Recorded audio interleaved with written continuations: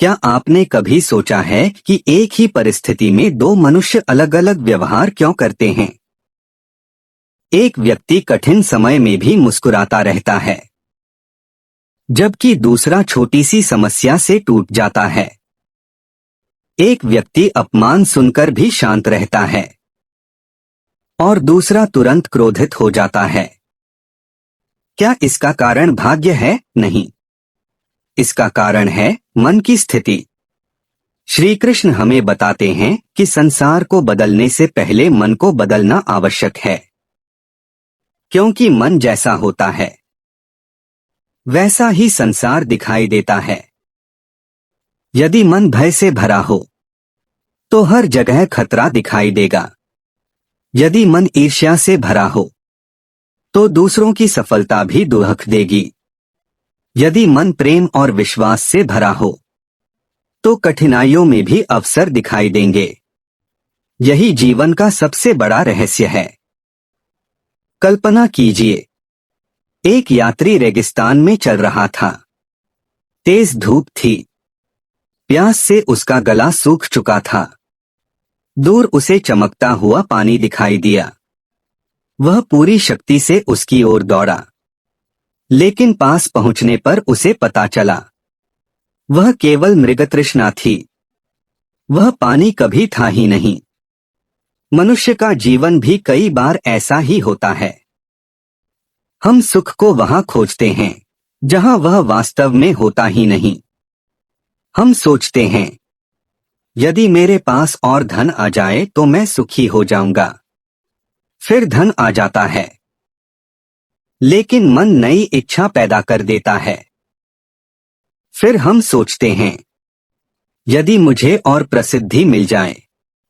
फिर प्रसिद्धि भी मिल जाती है, लेकिन मन फिर भी संतुष्ट नहीं होता। क्यों? क्योंकि मन की भूख बाहरी वस्तुओं से कभी समाप्त नहीं होती। श्री कृष्ण इसलिए कहते हैं, जिसने अपने मन को जीत लिया उसने संसार को जीत लिया। एक राजा था, उसके पास महल था, सेना थी, धन था, फिर भी रात भर उसे नींद नहीं आती थी। उसी राज्य में एक साधारण किसान रहता था। दिन भर मेहनत करता, रात को पत्थर पर सिर रखकर भी गहरी नींद सो जाता। राजा ने किसान से पूछा, तुम्हारे पास कुछ नहीं है, फिर भी तुम इतने शांत कैसे रहते हो? किसान मुस्कुराया और बोला, महाराज, मैं जो है उसी में भगवान का धन्यवाद करता हूं, और जो नहीं है उसकी चिंता भगवान पर छोड़ देता हूं। राजा कुछ देर मौन रहा। उसे पहली बार समझ आया, शांति खरीदी नहीं जा सकती, शांति कमाई जाती है सही विचारों से। आज मनुष्य की सबसे बड़ी समस्या गरीबी नहीं, अशांति है। हर किसी के पास समय कम है, धैर्य कम है, संतोष कम है, लेकिन इच्छाएं बहुत अधिक हैं। और जहां इच्छाएं विवेक से बड़ी हो जाती हैं, वहां दुख जन्म लेता है। इसका अर्थ यह नहीं कि इच्छाएं रखना गलत है। गलत यह है कि हम अपनी खुशी को केवल इच्छाओं की पूर्ति से जोड़ दें, क्योंकि तब हमारा सुख हमारे नियंत्रण में नहीं रहता, वह परिस्थितियों का गुलाम बन जाता है। श्री कृष्ण हमें सिखाते हैं, कर्तव्य करो, प्रेम करो, मेहनत करो, सपने देखो, लेकिन अपनी शांति किसी भी परिस्थिति के हाथों मत सौंपो, क्योंकि जो मनुष्य अपनी आंतरिक शांति बचा लेता है उसे संसार की कोई शक्ति लंबे समय तक पराजित नहीं कर सकती। आज का अभ्यास, रात को सोने से पहले एक डायरी में केवल 3 बातें लिखिए। आज मुझे किस बात के लिए भगवान का धन्यवाद करना चाहिए? आज मैंने कौन सी गलती से कुछ सीखा? कल मैं स्वयं का बेहतर रूप कैसे बनूंगा? यदि आप केवल 21 दिनों तक यह अभ्यास करेंगे तो आपका दृष्टिकोण धीरे धीरे बदलने लगेगा। आप पाएंगे कि समस्याएं पहले जैसी हैं, लेकिन उन्हें देखने का आपका तरीका बदल चुका है। और जब दृष्टि बदलती है, तभी जीवन बदलना शुरू होता है। क्या आपने कभी ईश्वर से यह प्रश्न किया है, यदि आप मेरे साथ हैं, तो मेरे जीवन में इतने दुख क्यों हैं? शायद यह प्रश्न हर उस व्यक्ति के मन में कभी न कभी अवश्य आया होगा जिसने अपने जीवन में संघर्ष देखा है। जब सब कुछ अच्छा चल रहा होता है, तब मनुष्य ईश्वर को भूल जाता है, लेकिन जब कठिन समय आता है, तब वही मन सबसे पहले भगवान को पुकारता है। क्यों? क्योंकि दुख मनुष्य को भीतर की ओर देखने के लिए मजबूर करता है, और यही वह क्षण होता है जहां से वास्तविक परिवर्तन शुरू होता है। कल्पना कीजिए, एक सुनार सोने को भट्ठी में रखता है। आग की लपटें तेज होती जाती हैं। सोना तपता है, पिघलता है, उसका पुराना रूप समाप्त हो जाता है। यदि उस समय सोना बोल पाता, तो शायद वह कहता, मुझे इस आग से बचा लो। लेकिन सुनार जानता है, यह आग सोने को नष्ट नहीं कर रही, उसे शुद्ध बना रही है। मनुष्य का संघर्ष भी ऐसा ही होता है। कठिनाइयां हमें तोड़ने नहीं, हमें निखारने आती हैं। एक छोटे से गांव में दो भाई रहते थे। दोनों के जीवन में समान कठिनाइयां थीं। गरीबी, अभाव, संघर्ष। लेकिन दोनों ने अलग अलग रास्ते चुने।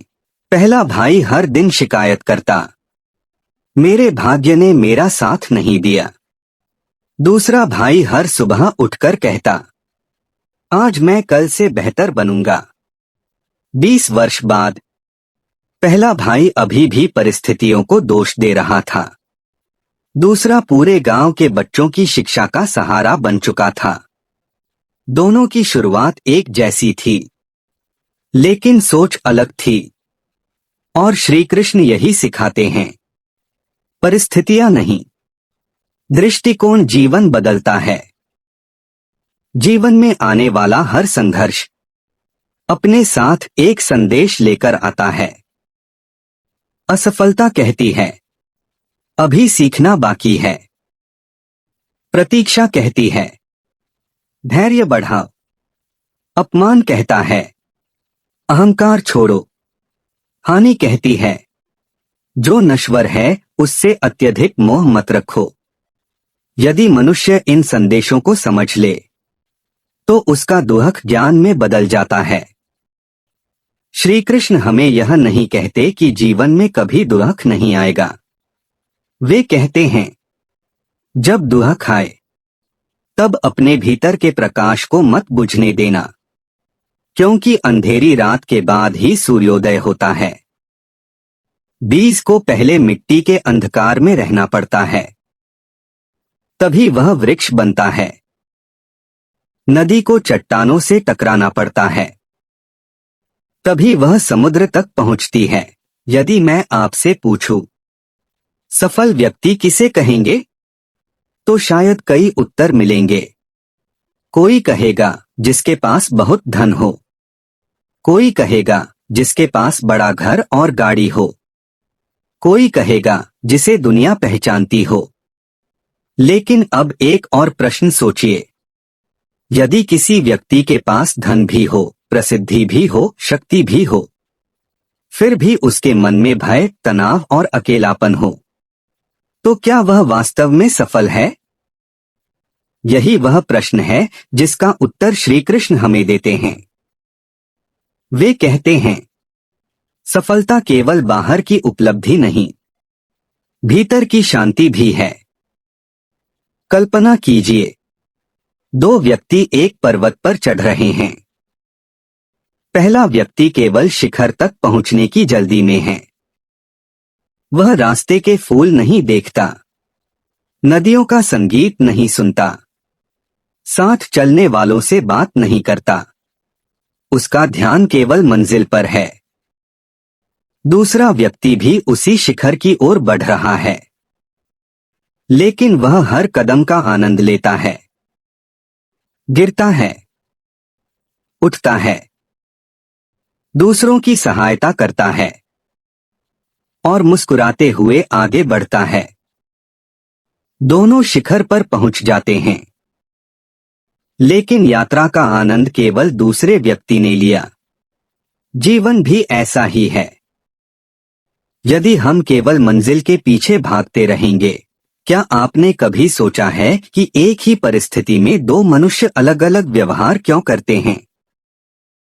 एक व्यक्ति कठिन समय में भी मुस्कुराता रहता है, जबकि दूसरा छोटी सी समस्या से टूट जाता है।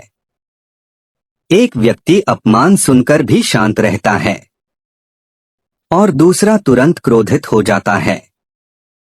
क्या इसका कारण भाग्य है? नहीं, इसका कारण है मन की स्थिति। श्री कृष्ण हमें बताते हैं कि संसार को बदलने से पहले मन को बदलना आवश्यक है, क्योंकि मन जैसा होता है वैसा ही संसार दिखाई देता है। यदि मन भय से भरा हो तो हर जगह खतरा दिखाई देगा। यदि मन ईर्ष्या से भरा हो तो दूसरों की सफलता भी दुख देगी। यदि मन प्रेम और विश्वास से भरा हो तो कठिनाइयों में भी अवसर दिखाई देंगे।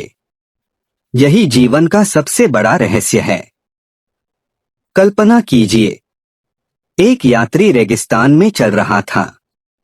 तेज धूप थी, प्यास से उसका गला सूख चुका था। दूर उसे चमकता हुआ पानी दिखाई दिया। वह पूरी शक्ति से उसकी ओर दौड़ा, लेकिन पास पहुंचने पर उसे पता चला वह केवल मृगतृष्णा थी, वह पानी कभी था ही नहीं। मनुष्य का जीवन भी कई बार ऐसा ही होता है। हम सुख को वहां खोजते हैं। उसने रोना नहीं चुना, उसने फिर से निर्माण करना चुना। यही जीवन का रहस्य है। जो चला गया उसे स्वीकार करो, जो बचा है उससे नया जीवन बनाओ। आज से एक संकल्प लीजिए, मैं दूसरों से अपनी तुलना नहीं करूंगा, मैं अपनी कल की तुलना आज से करूंगा। यदि मैं कल से थोड़ा बेहतर हूं तो यही मेरी सच्ची सफलता है। याद रखिए, धन समाप्त हो सकता है, यश बदल सकता है, शरीर बूढ़ा हो सकता है, लेकिन अच्छा चरित्र, सच्चा ज्ञान और ईश्वर पर विश्वास, ये तीन संपत्तियां कभी नष्ट नहीं होती। और यही श्री कृष्ण के अनुसार मनुष्य की सबसे बड़ी सफलता है। आज का अभ्यास। आज पूरे दिन केवल एक बात का ध्यान रखिए। जब भी मन भविष्य की चिंता करने लगे, धीरे से स्वयं से कहिए, मेरा जीवन इसी क्षण में है। इस छोटे से अभ्यास से आप अनुभव करेंगे कि मन धीरे धीरे शांत होने लगा है। क्या आपने कभी सोचा है, क्या भगवान तक पहुंचने के लिए केवल मंदिर जाना ही आवश्यक है? क्या घंटों पूजा करना ही भक्ति है? क्या केवल मंत्रों का जाप करने से ही ईश्वर प्रसन्न हो जाते हैं? यदि ऐसा होता तो हर पूजा करने वाला मनुष्य हमेशा शांत और आनंदित होता। लेकिन वास्तविकता अलग है। कई लोग पूजा तो करते हैं, पर मन में क्रोध रखते हैं। माला तो फेरते हैं, पर दूसरों से ईर्ष्या भी करते हैं। दान तो देते हैं, पर अहंकार नहीं छोड़ते। तब श्री कृष्ण कहते हैं, भक्ति केवल होठों से नहीं, जीवन से प्रकट होती है।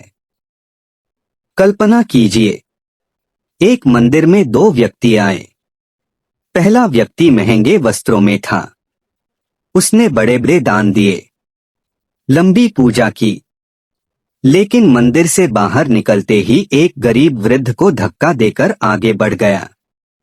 दूसरा व्यक्ति साधारण कपड़ों में था। उसके पास चढ़ाने के लिए कुछ नहीं था। उसने केवल फोल्डेड हाथों से भगवान को प्रणाम किया। मंदिर से बाहर निकलते समय उसने उसी वृद्ध को सहारा देकर सड़क पार कराई। बताइए, इन दोनों में भगवान के अधिक निकट कौन था? शायद दूसरा, क्योंकि उसने भगवान को केवल मूर्ति में नहीं, जीवों में भी देखा।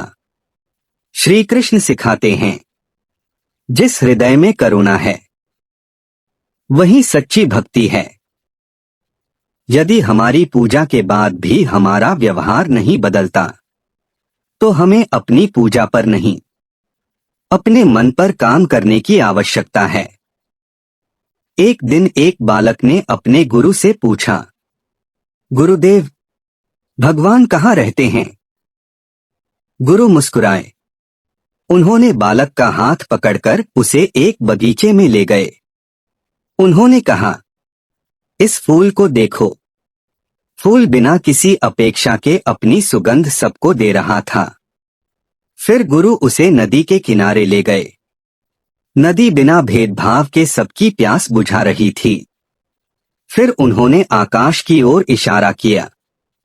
सूर्य बिना यह देखे कि कौन अमीर है और कौन गरीब, सबको समान प्रकाश दे रहा था।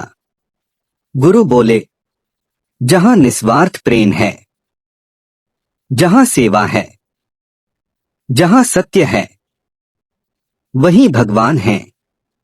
बालक की आंखें भर आईं। उसे पहली बार समझ आया, भगवान केवल मंदिरों तक सीमित नहीं है। आज मनुष्य भगवान से बहुत कुछ मांगता है, धन, स्वास्थ्य, सफलता, सुरक्षा, लेकिन बहुत कम लोग यह प्रार्थना करते हैं, हे प्रभु, मुझे ऐसा हृदय दो जो किसी का बुरा न चाहे। शायद यही सबसे बड़ी प्रार्थना है। श्री कृष्ण कहते हैं, यदि तुम सचमुच मुझे पाना चाहते हो, तो अपने व्यवहार में प्रेम लाओ, अपने शब्दों में मधुरता लाओ, अपने कर्मों में ईमानदारी लाओ, क्योंकि मैं केवल मंदिर में नहीं, तुम्हारे प्रत्येक श्रेष्ठ कर्म में उपस्थित हूं। एक दीपक अपने लिए प्रकाश नहीं करता, वह दूसरों का अंधकार मिटाता है। एक वृक्ष अपने फल स्वयं नहीं खाता, वह दूसरों को देता है। एक नदी अपना जल स्वयं नहीं पीती, वह संसार को जीवन देती है। प्रकृति का हर तत्व हमें एक ही शिक्षा देता है, जो केवल अपने लिए जीता है वह सीमित रह जाता है, जो दूसरों के लिए भी जीता है वह दिव्यता को छू लेता है।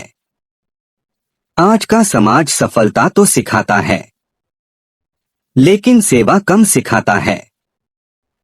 प्रतिस्पर्धा सिखाता है, लेकिन करुणा कम सिखाता है।